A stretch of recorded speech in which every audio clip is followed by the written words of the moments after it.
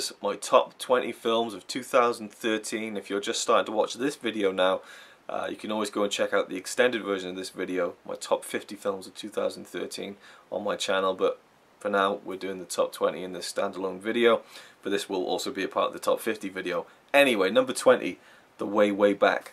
I love this movie. I love the fact that the writer-directors are in this movie in two really goofy roles, and it really surprised me when I found out that they were the writer-directors. But this was just such a I use the word fun a lot in the top 50 video, also this video. The word fun a lot. But this was such a fun time, such a fun watch, an easy watch, and it just gives you a warm feeling. You know, Sam Rockwell was just great in this movie. You just wanted him to be your mate when you were a kid, and it's about this kid who is on holiday with his mother and her new boyfriend, played by Steve Carell, who actually plays a bit of a dick in this movie. I thought, oh, Steve Carell, he's funny, but no, he's just an absolute twat in this film. And his mother's played by Toni Collette, and they're away for the summer at like a beach house, you know, typical kind of beachy kind of town in America, I guess you could say. And he's a really shy kid, and I really relate to the part of this movie where you're off on a holiday with adults and they're kind of having the good time, and you've got to kind of just sit on the sidelines and find something to do with yourself. And so he goes out and he actually he actually gets a job at a water park run by Sam Rockwell, and so that's where a lot of the fun from the movie comes. There's a little bit of a budding romance there, and I just love The Way Back. Really, really enjoyed it. Great movie. Number 19, Scenic Route, one that I'm pretty sure almost no one watching this video will have heard of. This is a really independent movie. Scenic Route, that stars Dan Fogler, and I forget the other guy's name, but I love this movie. It seemed like a cool concept of, you know, just a cool indie movie that I might enjoy, but it ended up being one that I absolutely fell in love with in a big bad way. And it's about these two friends who are driving cross country. One of them, Dan Fogler, you know, he is still kind of living, you know, a bit like a younger man, and whereas his friend has kind of grown up a lot since, you know, their college days, and you know, they haven't really been that close in recent years, but they're making this trip. I forget why actually, but you know, they're trying to, you know, Dan Fogler's character, he's trying to, like, you know, get some fun out of him, but it's just not happening, and they break down in the middle of nowhere, like, you know, Death Valley kind of thing. And you know, they're talking and stuff. They're trying to sort the thing out, and you know, it goes back and forth and all this, and then we kind of get the little twist that Dan Fogler's character actually rigged the breakdown just so that he could get some conversation out of his mate, who, you know, he felt like he was losing his friend. And you know, they argue and they get into this fight, and then, you know, suddenly they really are broken down. They've got no water, no food, and it just goes on. And the way it goes, you know, it had me hooked. I loved the dialogue, I loved the acting. There was funny parts, but there was some really deep, serious parts. It's crazy. And the ending, holy shit, the ending just knocked me for six, and just, ugh. Yeah, the ending just tied it all together for me like a rug in a room. You know, it tied the whole thing together, and you should just go check out Scenic Route if you like low-key but really well shot and put together indie movies. Number 18, The Secret Life of Walter Mitty, another surprising one of the year. Ben Stiller directed this movie, did an amazing job with the direction of this. He also stars as Walter Mitty, a guy who has his head in the clouds and processes photos for Life magazine, and so he gets these pictures sent in from this, you know, this hotshot photographer played by Chris Penn, and he sends in this roll of film, and the one that he says is the most important picture he's ever taken, or the quintessence of life, as he calls it, is missing from the roll. And so, you know, Walter's got to find this elusive shot, and then, you know, Life magazine is going down. It's been turned into an online magazine. Adam Scott comes in as this kind of hotshot guy who's kind of taking over the company, and he really wants this shot. And so Ben Stiller kind of goes on this big journey to find Chris Penn's character and to find this elusive, you know, number 25 in the roll of film.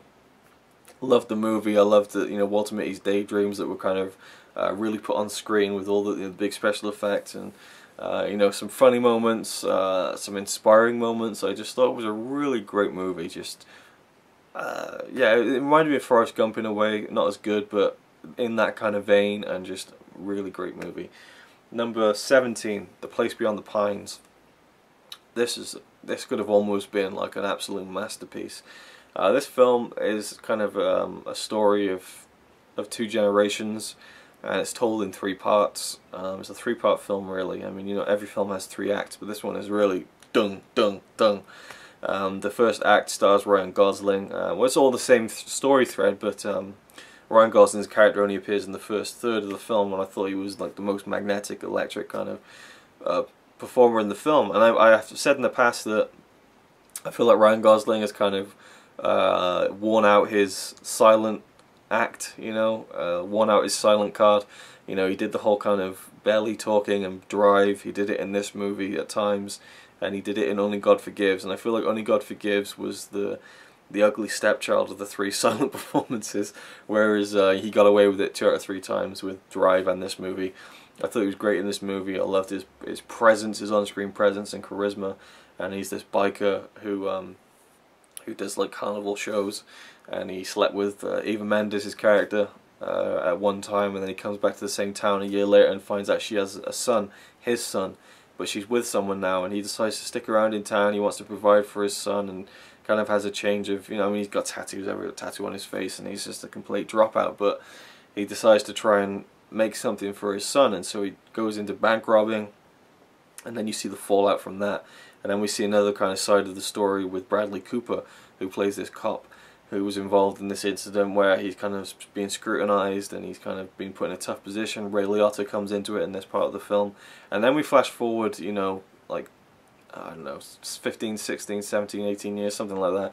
And we see the 2 sons, Ryan Gosling's son and played by Dane DeHaan, who I love, and Bradley Cooper's son. And we see how those 2 people connect and how that story comes together. And for me, just the fact that I love Ryan Gosling's character in this movie so much was a detriment to it to me when he just kind of disappeared from the movie and we didn't see him for the rest of the movie, unfortunately. And I also felt like a movie that was such a strong kind of story that showed great visuals and had some great acting, some great writing, some great scenes. The ending was just a bit of a, for me, I mean, the ending was fine and everything, but and I don't want to kind of spoil anything, but there's this one shot in the film where which kind of mirrored something in the beginning of the film, and I thought that was a great shot that would have been perfect to end the movie on. And it turns out the ending was pretty similar, but it just wasn't that kind of a shot. It was just a static shot that kind of just went off and then fade to black, which, you know, was nice, but I'm kind of the guy who prefers the kind of, whoa, that's a great shot, and then boom, credits, you know. But Place Beyond the Pines is still a fantastic movie. Number 60, The Hunger Games: Catching Fire. This one completely threw me off. I didn't think it would be this good. It was like a brilliant political thriller. You know, it really brought in just again the politics of the whole situation. You know, I thought Jennifer Lawrence is great again as Katniss Everdeen in this movie. I love the first Hunger Games movie, not as much as this though. I thought this was just Philip Seymour Hoffman's character coming into this, and you know, some other new faces to the series. I just enjoyed this one a lot. The actual Hunger Games, you know, the games segment of this movie was not as long as in the first film, I think, and it really was more about the story, and it can almost be quite boring to some kids, I think, but I just I loved again the political aspect of it, and the, you know, the way of controlling the public, and how that factors into the whole story, and, you know, the uprising, the revolution, and what Katniss is trying to do and what she's struggling with.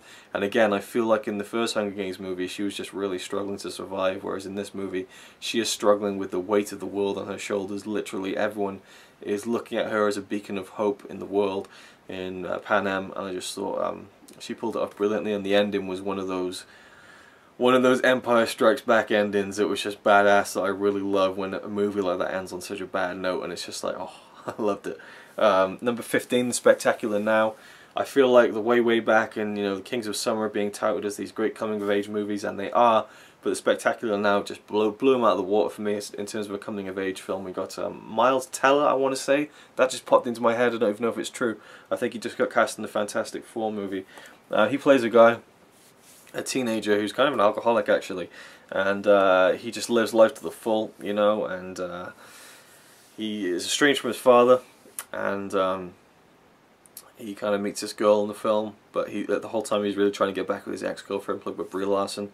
And there's just something about this movie. He was so just there's something about him that was really, really great. He has a great charisma, a great on-screen presence, this actor, and I loved the romance he had with this girl, even though that he was still kind of, you know, in love with his ex-girlfriend. And it's kind of something that I related to a little bit in terms of kind of getting over an ex-girlfriend, and also just I don't know, just the way that, you know, high school life was like.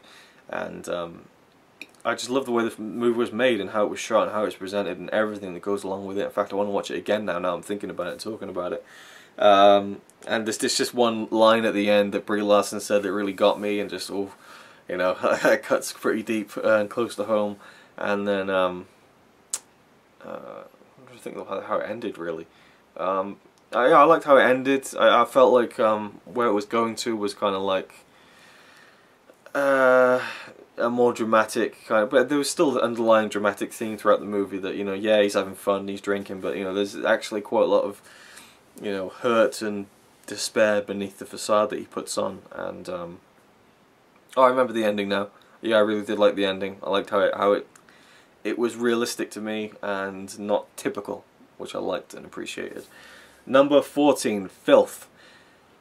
Whew, this is a book based on a book by the same guy who wrote Trainspotting, and it's definitely got that vibe to it. It's set in Scotland, and James McAvoy, you know, plays his natural Scottish accent in the film. Jamie Bell's in this film as well. There's some really good actors in the movie. James McAvoy plays this cop who is an absolute cunt. You know, pardon my language, but that is the word that you would use for him in this film. He is absolutely reprehensible, disgusting, dirty. You know, sexually kind of, you know, mad and violent, and abuses his power, but you still kind of root for him a little bit. And for a movie to do that is really something. And I can see a lot of people hating this, but it was crazy, fucked up, twisted, dark, and all the way to the end just had me. And I just thought, honestly, this was like an Oscar-worthy performance from James McAvoy. I mean, I've loved him since for 10 years now. Ever since I saw him in the first series of the UK series Shameless, he was brilliant in that, and I've enjoyed him in almost everything I've seen since then. He's one of my favourite actors right now, and this was a career performance. I mean, the way he pulled it off was just brilliant. Eddie Marsan was also in this film, and he was great. But it was just a really dark film with a cool twist, and, you know, I just didn't know where the hell it was going, and the ending was just...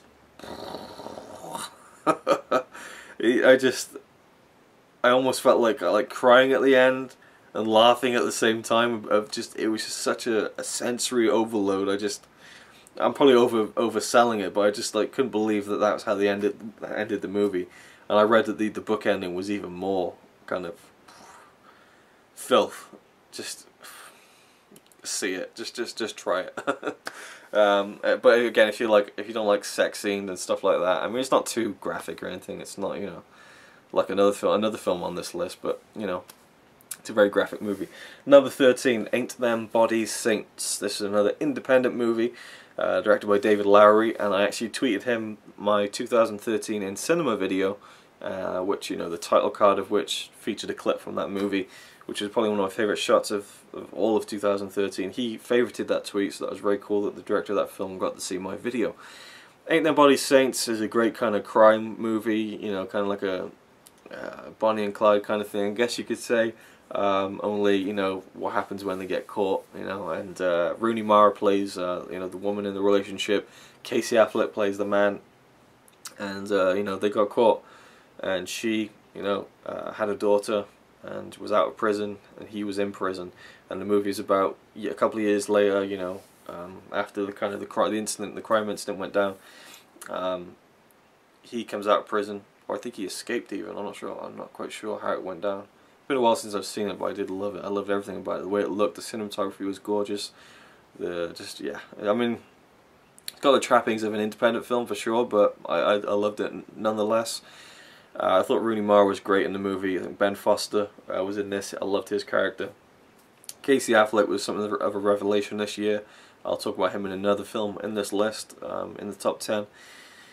Casey Affleck was brilliant in this, and just, yeah, the way it all kind of pans out was really enjoyable, and a little tense at times, you know, wondering how it's going to exactly, you know, all kind of go. But Rooney Mara, again, It's just one of those actresses who has really become one of my favourites lately, and she was really, really good in this film, and I loved her relationship with her daughter in the film. It seemed very realistic to me, and I liked the way that the film ended. Ain't Them Body Saints really surprised me. Number 12, Django Unchained, which came out in 2013 in the UK. Classic Tarantino. What more can be said about this film? It's been raved about for well over a year now because it came out in 2012 in the States. A great western, or as Tarantino called it, a southern, starring Jamie Foxx and Christoph Waltz, who probably plays one of my favourite film characters in the past few years. Absolutely loved him in that film. Jamie Foxx was great, but the show was stolen well and truly by the supporting characters in Christoph Waltz. Leonardo DiCaprio as Candy, and also Samuel L. Jackson, who in my opinion gave his best career performance in this film. It's classic Tarantino, but it's in a different setting, in a way we're not used to. That it was shot really well, the writing was just dead on, and the direction was cool. Didn't really like the use of Tupac in a film like this, but you know, you can let it slide with Tarantino. This was a great cinema experience, and a really great film. Number 11, Mud.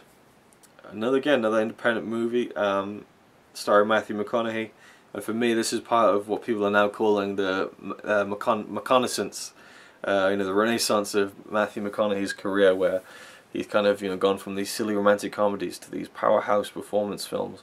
It started for me with Killer Joe, which I loved, apart from the last kind of 10 minutes, and that just ruined the film for me, unfortunately. But Killer Joe, for the most part, he was brilliant in.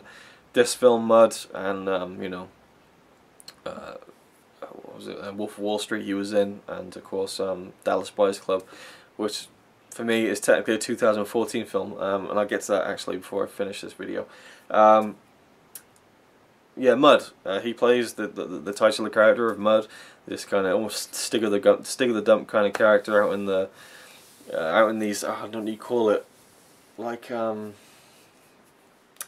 in the kind of the marshes, and I don't know where you'd even say it was in the United States. I'm not that well versed in, like the bayou springs to mind. I don't think it is, but that kind of thing, just marshes and that kind of stuff, and just boats and stuff and reeds, mud, literally, in trees and stuff, that kind of terrain. And there's these two kids who go out and they find this boat that has been washed up in this tree, and they're like, we're having that boat. And then they find this weird mud guy who's played by Matthew McConaughey. He's got bad teeth and this sun bleached hair, and he's like, a hell of a thing, ain't it? Proper, like, southern kind of oddball, and he's basically on the run from the police. And we were trying to figure out as an audience what actually went down, and there's all these other characters that come into it, and these two kids are kind of anchoring the two storylines together, almost, or the two parts of the storyline. And I just loved it. I thought it was brilliant, great drama. I gave it a 10 out of 10. The ending of the film, well, not the ending, but just like things that happened towards the end were just really really got me. And towards the end, it kind of got that feeling in my chest where I was like, oh, when a film can get me like that, that's when I think it's special. Mud, absolutely brilliant. Now we get into the top 10 of 2013. Now, I gave Mud a 10 out of 10. I didn't give Django Unchained a 10 out of 10. So there are 11 films of 2013 that I gave a 10 out of 10. And the next one, number 10, is Out of the Furnace, a movie that was pretty much panned by critics and people thought that it was not that good. I can't help the way I feel. It got me. I absolutely was just hook, line and sinker into this every step of the way. It was so tense. I loved the acting. It was just great performances from many different actors, and the cast is just fantastic, I think. Of course, it stars Christian Bale, Casey Affleck, Zoe Saldana, Forrest Whitaker in smaller roles, Woody Harrelson, Willem Dafoe. A great cast, and I loved everyone in this film. I loved the story. I'm not even going to go into it, but it's a great kind of tense thriller, and I thought Christian Bale in this was just really, really great. I really felt his pain, and I loved the moral fibre to his character, and I love the wickedness and the despicable nature of Woody Harrelson's character, who you could say is the villain of the film. And I love the ending. The ending was played out in a way that, it would have been done much quicker in a normal film, but it was drawn out, and it really suited the tone of the characters in that situation. And it was just kind of like, oh, And that was a film that kind of just ended, and it was perfect for that. It warranted it. It really ended in a, ooh, just come down and there we go, it's done. And I was just, yeah, awesome. And that's, if you've seen the film, you know what I mean. If you don't, then that's really, you know, vague and random, but you know, it is what it is. Now a film that cleaned up at the Oscars on Sunday is Gravity at number 9. I loved Gravity. It was such an amazing cinema experience. We saw it in 3D. 3D wasn't what really sold it. It was just being in a cinema with a huge screen, the great sound, you know, the oh, and that silence, just the way that silence was used was impeccable, and how, you know, all this crazy stuff is happening in space with explosions and stuff, but you don't hear the sound because there is no sound in space.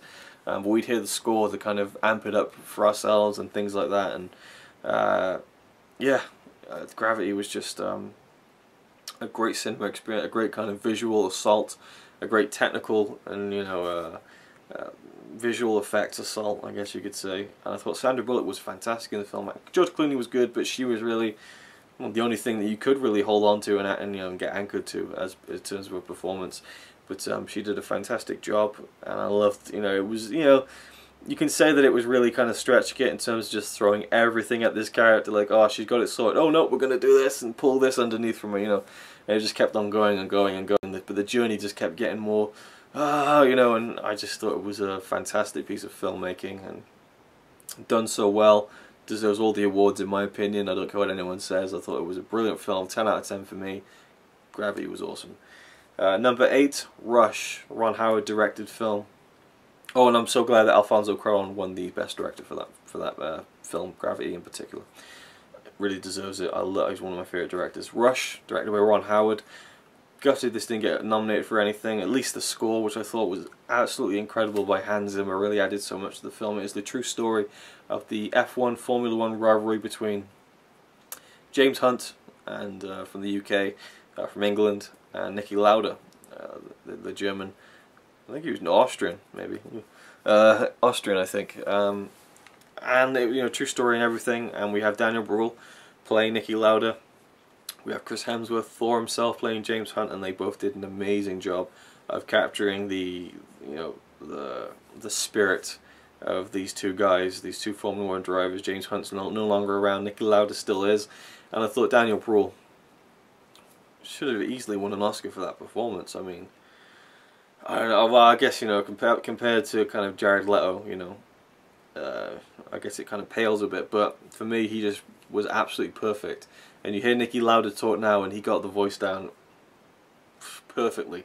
And they put like the teeth in to make him look like, and he just really looked like he did when Niki Lauda was that young. And the rivalry was just so intense, you know, especially what happened, you know, something I never knew. I didn't know anything about the story going in, so it was a real shock to me, and it played out like a proper movie, but, you know, with the added kind of richness that it was a real story. And, you know, I've read up, you know, a lot of stuff on the internet, and how true was it, what really happened, and a lot of it is really accurate. And I just love the ending as well, where they used the real footage of the actual guys, and it really got me emotionally at the end. I thought they just built towards, you know, Ron Howard built towards a fantastic kind of climax to the film, or an emotional climax to the film, that for me was just one of the best films of 2013. Loved it. Next, number 7 is the documentary, which I thought was robbed at the Oscars. I thought it should have won Best Documentary, or at least The Act of Killing should have won. But this was just Cutie and the Boxer. Documentary about this Japanese guy. And I've forgotten his name now because it's been like a month or so since I watched it, and, you know, I'm not too familiar with these names. But this Japanese guy who's, I think, 80 now, or maybe 70, but I think he's 80, and his wife is 60, around 60. There's a 20-year difference there, because I think that he was 42 and she was 19 when they first started seeing each other in New York. They're both artists, and, you know, they're both in the, you know, in their old, you know, the twilight of their life now. And I just loved how the film opened with you know, them in their dingy little kind of New York apartment, and she's waking him up, and she's like, oh, he's 80 today, or he's, you know, it's his birthday today, and he kind of gets up and he's like, you know, putting his slippers on, and he's like, yeah, sits down, and you're just a really old man. And then they get up and they go to this little room, and they get this canvas that's about as wide as an actual full room, he gets some boxing gloves on, he dips his gloves in paint, and he just starts punching the fuck out of this canvas, and he's like, boom, boom, boom, and it's just like, what the hell is this? I mean, he's 80, right? Just the amount of zest this man has for life is incredible. Just the energy he has, and the character, just his character, is awesome. His personality and his relationship with his wife, and it was such a sweet film, you know. And you also see the strain between them and the relationship, and you know they're still trying to, you know, scrape money together for rent and utilities and stuff at that point in their life, and you know the art hasn't really panned out as well as he would have liked, and you know he's constantly trying to sell his stuff to museums and or you know galleries, exhibitions and stuff, and you can tell, you know, they're not going to buy it, and it's just, you know, it's tough to watch sometimes. And but for me, you know, it really celebrated what life is about and what art is about. It is, for me, a film about love, life and art, and how those three things work together and mix together. And it's also really, it kind of started out about him and his famous, you know, boxing paintings, but the film became more about his wife and how she kind of felt oppressed by his big artistic kind of presence, and she felt stifled, and throughout the course of this movie she kind of puts together her own art piece, and it becomes quite successful, and we see her kind of, you know, get a bit more attention than he does, and it puts him in his place a little bit, and ultimately they love each other. And I just thought it was a very sweet movie that really celebrated what life is, and how beautiful life can be, and how beautiful art can be, and how not so beautiful life and love and art can be. So it was just, for me, one of the best documentaries I've ever seen, and will probably go down as one of my all-time favourite films. Absolutely loved Cutie and the Boxer. Number 6, Short Term 12. This was a drama film, independent movie that stars Brie Larson, who just, again, robbed of an Oscar, I think, or at least a nomination. She was amazing in this film. Great dramatic performance. Well, you throw around terms like amazing acting, but, you know, for me, subtlety is, oh, I hate the fact that my head is so far down on the screen there. I guess it doesn't matter, you're not going to be watching this attentively for that long, but for me, you know, you can say something's amazing, but the subtlety of performances is what really hook me in sometimes, and there was a lot of subtleties to her performance, and what first seemed like a pretty straightforward role turned into something a lot deeper as the film ran on. She plays this young woman who works at this it's kind of, I don't know, you call it like a hostel almost, for kind of kids who kind of, you know, they have nowhere to go, and they've had trouble with their parents, and they, you know, they kind of live there and stuff, and yeah, there's probably a word for it that I've forgotten, but I thought this film was great. I'm not going to go into detail, but just one of the best dramas I've seen in a long time, and I just thought it was a standout film with some great performances. You should definitely see Short Term 12 if you have the chance. Number 5, getting into the top 5 now, it is The World's End, directed by Edgar Wright, starring Simon Pegg, Nick Frost, Eddie Marsan, Paddy Considine, and yeah, I think that's it. Oh no, and Martin Freeman as these 5 friends who kind of go back to Newton Haven, where they were from, and they try to recreate this pub crawl that they did in their teenage years, now in their 40s, of doing the Golden Mile, drinking like 12 pints in 12 different pubs. And it's really led by Simon Pegg's character Gary King, who is the one who really wants to do this. The other guys, they've moved on with their life, whereas Gary has really held on to, you know, the excess of youth, and, you know, the time where he was most happy and most popular, and he never really grew up and grew out of what, you know, he was when he was at that age. And for me, this was just such an amazing movie on so many levels. It was not just a comedy, not just a sci-fi kind of, you know, alien movie, but it really was a movie that at its core was about nostalgia and how the dangers of nostalgia. And I'm really a nostalgic person, so it really kind of tapped into something inside me that really kind of, you know, made me enjoy this film on a much deeper level than I think some people might have, who just see it as a comedy. And it is a very good comedy. It's such a cleverly written piece of comedy cinema. Really, just callbacks and word plays and just references. It's just a great script, and performed by 5 great comic actors, a great cast of supporting characters as well. Pierce Brosnan pops up, and, you know, some other people. And I love the whole concept of these alien this alien presence in the film. And the music, it's just one of those films that I just can't help but love every single thing about it. The editing, the music, the direction, the writing, the acting. Absolutely love The World's End. And for a long time it was my favourite film of the year. Number 4, The Great Beauty, La Grande Bellezza, Italian film that won the Oscar for Best Foreign Picture. This to me is a modern masterpiece, and I can't really say much, but just go see it. It's about this guy Jep who I think he's in his 60s, and he wrote this really popular book when he was in his 20s, I think. And he's kind of lived off that ever since, and you know, he lives the high life in Rome in Italy, and is, you know, very much in the party lifestyle, and, you know, drinking, and, you know, sleeping with beautiful women, and, you know, just the excess of all that, and, you know, parties, and I think I already said parties. And he has this apartment with a balcony that's right next to the Colosseum, and it's a great movie. It's visually fantastic, thematically very interesting. Direction is just incredible. Again, I thought the way the camera moved in this was just top notch. Music was brilliant. There was just a great kind of emotive kind of thing that came from a lot of the music and a lot of the visuals.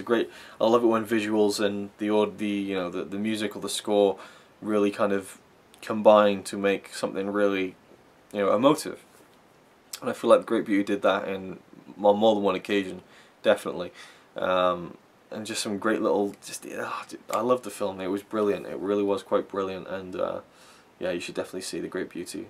Just give it a chance. You know, I know a lot of people don't like watching foreign films, but for me, it just The Great Beauty is a reason to watch foreign films, because, you know, you might not understand the language, but you might have to read the subtitles, but you'll get to see something and hear something that is as great as that.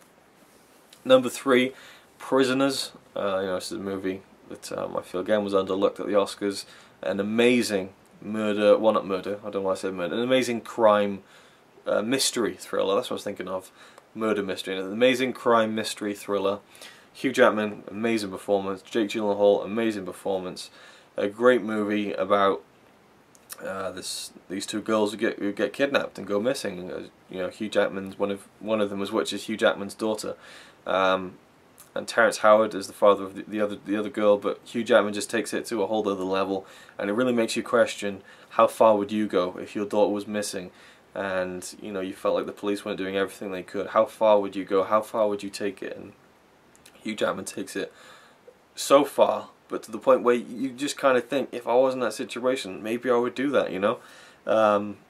Jake Gyllenhaal is the detective in this. I thought he was just I'm getting worn out myself of saying, you know, amazing and fantastic, phenomenal and stuff in this video, but Jake Gyllenhaal was standout in this film, and I've never been more tense consistently throughout a film. This is a 2.5-hour film, and the whole time I was almost on the edge of my seat. Sometimes I actually was.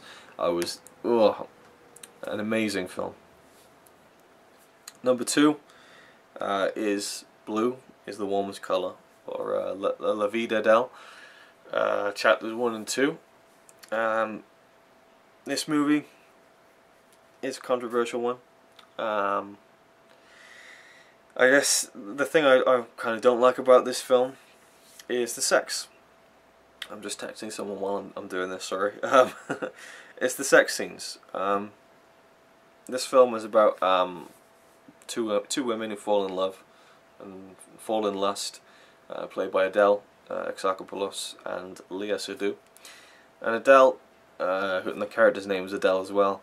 It's all about her, really, and, you know, the original title is, you know, La Vie d'Adèle.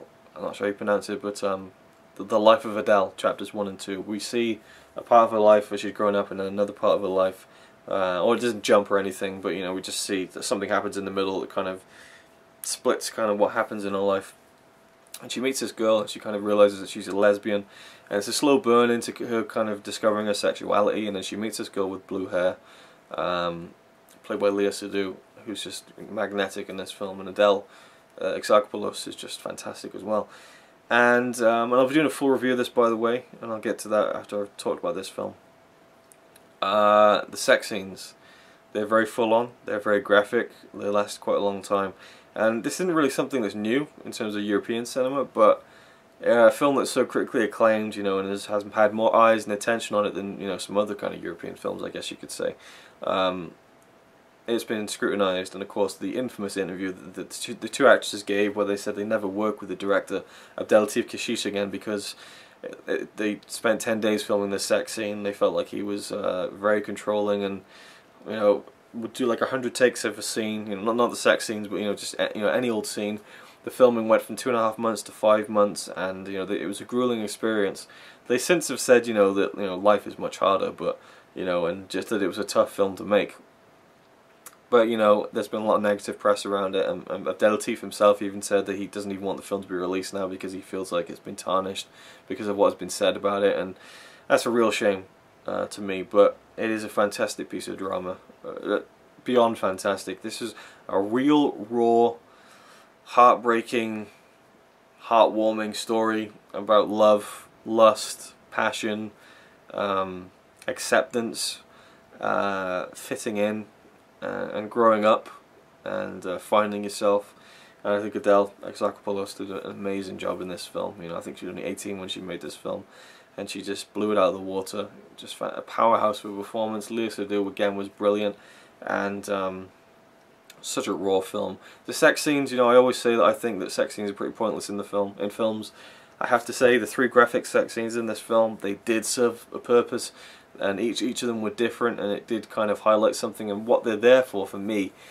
Beyond, you know, the whole kind of titillation of it was, you got everything, you know, from these 2 girls meeting, falling in love with each other, falling in lust with each other.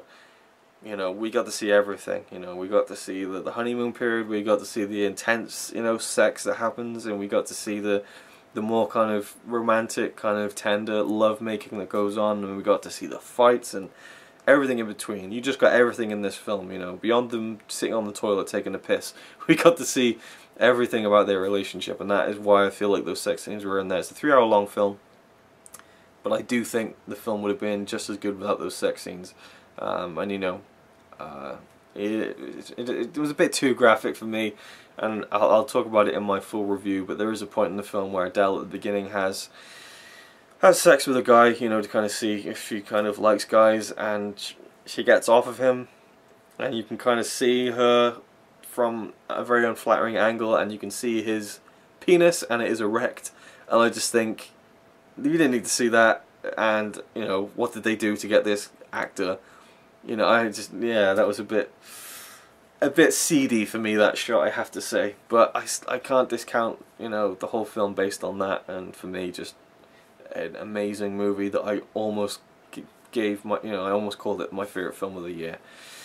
But I've had to think about it, and I've decided what my #1 film of 2013 is, and judging by how long this segment has gone, then the top 50 films video is going to be an epic one. But here we go. Actually, no, before we get there, I'm going to run down the top 50 in case you haven't seen the top 50 and you'd like to know. So, just to kind of tease you a little bit more, I'm sure you'll probably guess what film it is already if you know me.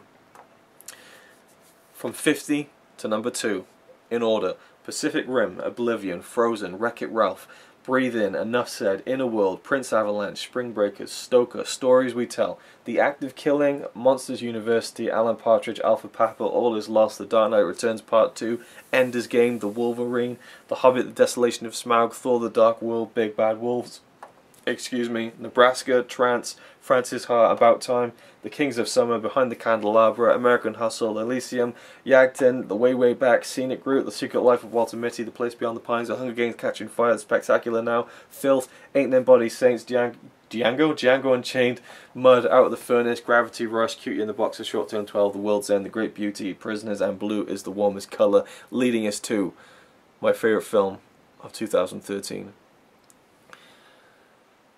But before we get to that, I'm going to be doing dedicated reviews of my top 11 films, which are all the films from 2013 that I saw that I gave 10 out of 10. So look out for them. I'll be doing more in-depth dedicated reviews to them at some point. But you know, for now, you've heard my general thoughts on them, including my #1 film, which is Before Midnight. Written and directed by Richard Linklater, also written by the 2 main stars, Julie Delpy and Ethan Hawke, who play Jesse and Celine, the star-crossed lovers of the past 20 years in cinema, starting in Before Sunrise from 1995, in which we saw, you know, Jesse, this young American kid, meeting a French girl by the name of Celine on a train to Budapest, I think, and no, maybe not, I'm not quite sure. or from Budapest maybe. She's going to Paris, and I think, oh god, I don't know why I'm even getting into this, but I'm on a train through Europe, and he convinces her to get off in Vienna with him, even though they've just met, and spend the night with him, just walking around the city, and that's what they do, and the whole movie is just those two walking around and talking, and it's brilliant. It's one of my favourite films ever. 9 years later, they made Before Sunset in 2004, a film that didn't deserve a sequel, well, didn't warrant a sequel in terms of money making, because Before Sunrise wasn't a big hit, but they made it anyway, and it was brilliant. Again, the two characters meet up again in Paris in 2004, and they walk around, and it's in real time, and we get to see them converse again. Another masterpiece. 9 years later again, it's 2013, and we're sitting and watching Jesse and Celine, now finally, after all these years, a couple with two young twin daughters, on holiday in Greece. And it's been a while since they've had some alone time together, and the people they're staying with say, we'll look after your kids, and we've booked you a hotel, just go out and have a nice night together. And so Jesse and Celine, they go for a walk, and they suddenly find themselves doing what they did when they first met back in 1995, and they're just talking and conversing, and it's really lovely, and you're like, oh, this is great to see these characters again after all these years. And then we realize that life is life, and not everything is perfect, and these two, they're not completely happy, and that comes out. And when they get to that hotel room, holy shit, the true venom comes out. And when I first saw it in the cinema, it broke me. It absolutely broke me, because these two characters who I was absolutely in love with were at each other's throats, and it was hard to watch, but it was real. And it was great that they kind of took that to a real level, because it showed you the idealism of being in your 20s, and it showed you the the more kind of adult way of looking at things in your 30s, but nonetheless the romanticism. And then in the 40s, this is life now. This is, as he says, this is real love. This is, this is life. It's not perfect, but it's real. And I just thought it was just the writing was amazing. Julie Delpy and Ethan Hawke deserve far more credit than they'll ever deserve, than they'll ever get. They deserve far more credit than they'll ever get. For the Before movies, particularly Before Midnight. I thought they were both brilliant. There's like a 14-minute take in this film, and they're just flawless, absolutely flawless. I mean, watching it again, coming to peace and at terms with what kind of happened in the film, or the way that the characters were acting towards each other, I could really appreciate it. There's a great scene where they're sitting around a table for lunch with all the people they're staying with, and everyone tells a story about love and life, and again some I don't know, what would you even call it, phenomenal writing. I just thought the writing was just amazing in this film. It looked great, cinematography and everything, but the writing was the real star of this, and I feel like it should have won the Oscar. Again, Before Sunset was nominated for Best Writing Oscar. It might have been Adapted Screenplay. Before Midnight was nominated again for Best Adapted Screenplay, but lost out again. Really unfortunate, but it is what it is. And for me, it's just going to be one of my favourite films. That's a part of one of my favourite film trilogy. And I hope there's a fourth installment. I really do. But I feel like the amount of times that Ethan Hawke and Julie Delpy have been asked about, are you going to make another one? Are you going to make another one? That they might not do it, but I don't know, I'm hopeful that in 9 years we'll see Jesse and Celine again, and that would be amazing. But there you go, my top 20 films of 2013. If you've been watching this from number 50, thank you very much indeed. You're crazy if you've watched it all, but if you have, then this has been my top 50. Oh, this feels like a real labour of love for me, just spending all this time watching all these movies. I watched over like 120 films from 2013. To try and judge this as much as I possibly could, to watch films that I wouldn't normally watch, like Blue is the Warmest Colour, like The Great Beauty, like Prisoners, like Short Term 12, like Cutie and the Boxer. Movies that not a lot of people have actually seen, but, well, in terms of Cutie and the Boxer anyway, I'm sure a lot of people have seen Blue is the Warmest Colour. But yeah, there you go. Thank you for watching. I'm absolutely out of breath. My mouth is really dry. I've been sitting here talking about these films for an hour and 15 minutes. Can you believe it? And what the hell, just to kind of extend it a little bit longer, if you are just watching this as the top 20, I mentioned at the beginning of my top 50 video, and if you are still watching that, then thanks for watching, you can turn it off now. But anyone who's watching this as the top 20 of 2013, here are my top 25 notable mentions of the year. Byzantium, Stand Up Guys, Captain Phillips, Blue Jasmine, Saving Mr. Banks, Despicable Me 2, The Crude, Star Trek Into Darkness, Evil Dead, The Conjuring, Now You See Me, Upstream Color, First Love, Rewind This, Don John Side Effects, Give Me the Loot, Metallica Through the Never, All Is Bright, This Is the End, Fast Sex, Iron Man 3, Kick-Ass 2, Epic, and The Great Gatsby. I loved all those films, but they didn't quite make the top 50 list. Thank you for watching. I'll see you next time. He says he's really cool, but I think he's a tool.